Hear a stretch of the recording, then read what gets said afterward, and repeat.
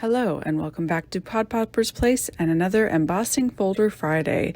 This month it's all about polka dots. To find all of the creators on the hop this month, be sure to search for hashtag EFF2. I found in my stash 3 different polka dot embossing folders. One was from Tailored Expressions, and that had the medium polka dots on it. Stampin' Up! One had very large polka dots on it, and my Cuttlebug one that is quite old had really teeny tiny polka dots. I decided to go with the very large polka dots because I thought it was perfect for spring and perhaps was going to make an Easter card. I ended up using bunnies, but I did not make an Easter card. I pulled out one of my new stencils from Divinity Designs, and then I also decided to make a slimline card and use my Pinkfresh Studios slimline dies. And then in order to get the embossing folder to work for this, I had to run it through my die machine sideways, and I was worried about a line being down the middle, but it actually turned out quite well. After I cut my slimline panel with my Pinkfresh Studio dies, I realized that it had bent somehow in the machine and not cut straight. So I had to redo it a second time, and it worked thankfully the second time. But that is one of my frustrations with the Pinkfresh Studio dies that I have, and it's probably just this particular style, but it's so thin that it does bend really super easily, and I have had an issue with that before. So I just wanted to kiss the outside edge of the panel because it was going to be underneath another piece, so it wasn't going to show everywhere. So I just lined up the die and taped it down so that I could have just some of those flower bursts kind of on the side. And then I picked a fun pink color from Stampin' Up. I think it's Flirty Flamingo is the color I'm using, and I think it might be discontinued, but it's like a really nice fun pink. I really like it.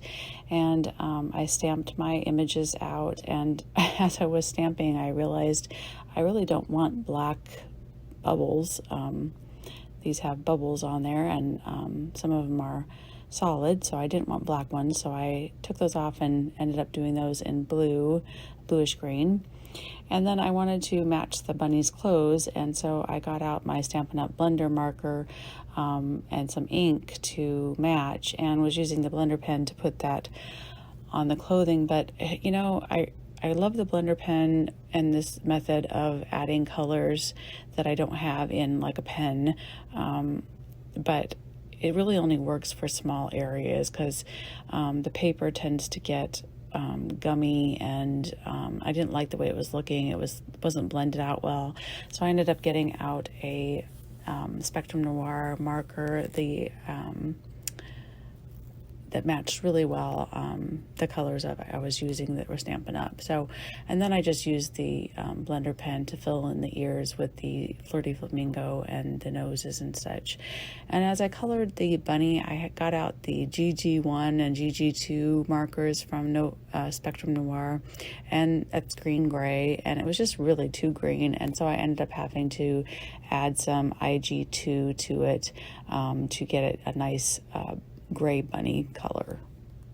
Pulled out my grass and slope dies, and I'm cutting the slope out of some old Stampin' Up! Paper that's got a nice core to it, and so you can sand the edges and make it a little rough.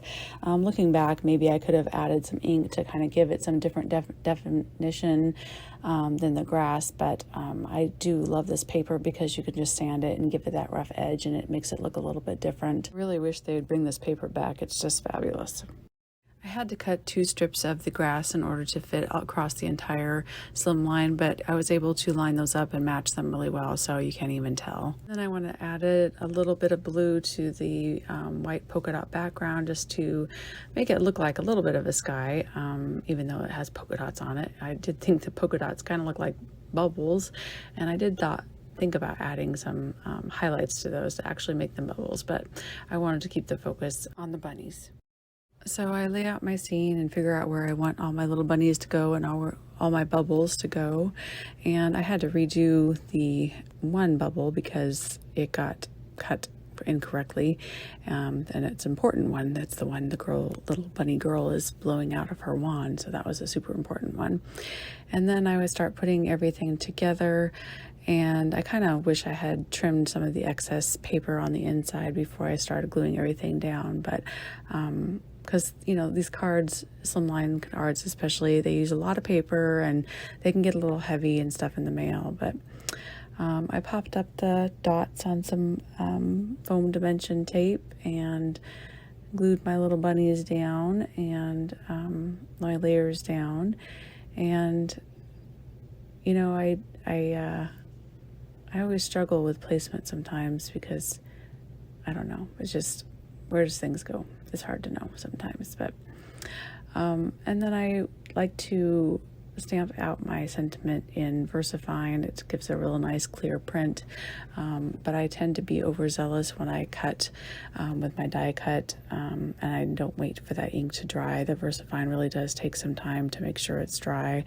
And of course I screwed it up and I had to redo it, so I ended up just cutting out my rectangle and stamping the sentiment after I cut it out, and that worked much better. So and then I could set it aside to dry as well.